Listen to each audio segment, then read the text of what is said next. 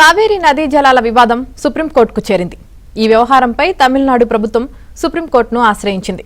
తమిళనాడుకు ఇవ్వాల్సిన కావేరీ జలాలను కర్ణాటక ప్రభుత్వం విడుదల చేయలేదని పిటిషన్లో పేర్కొన్నారు. CWMA ఆదేశాలను అమలు చేయకుండా కర్ణాటక సర్కార్ నిర్లక్ష్యం చేస్తుందంటూ ఆరోపించారు. వెంటనే కావేరీ జలాలను విడుదల చేసేలా కర్ణాటక సర్కార్ను ఆదేశించాలని కోరారు.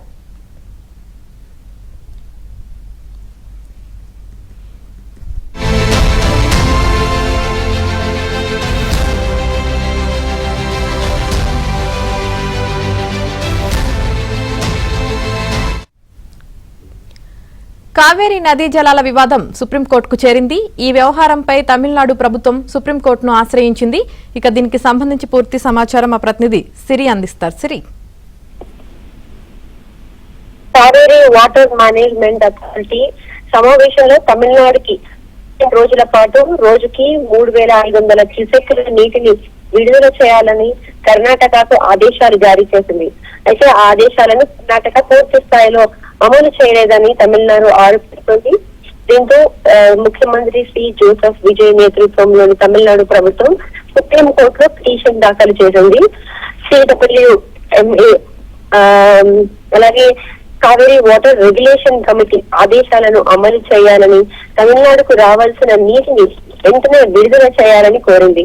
మరోవైపు కర్ణాటక ప్రభుత్వం మాత్రం రాష్ట్రంలో వర్షాభావ పరిస్థితులు, రిజర్వాయర్ల పరిమితి, నీటి నిల్వలు, తాగునీటి అవసరాలను దృష్టిలో పెట్టుకుని నిర్ణయాలు తీసుకుంటామని చెబుతోంది. అయితే ఇటీవలే కబిని జలాశయానికి వరద ప్రవాహం పెరగడంతో కొంతమేర నీటిని విడుదల తిరుగు ప్రారంభించినట్లు కూడా సమాచారం.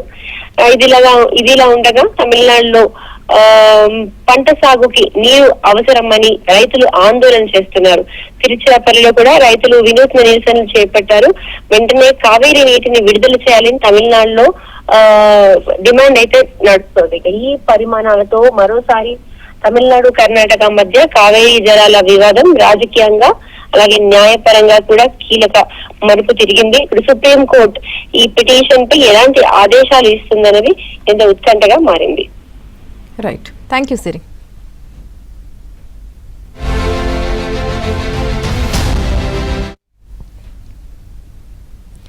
కావేరీ నీటి వాటాల విషయంలో 2 రాష్ట్రాల్లో రైతుల నిరసనలు కొనసాగుతున్నాయి.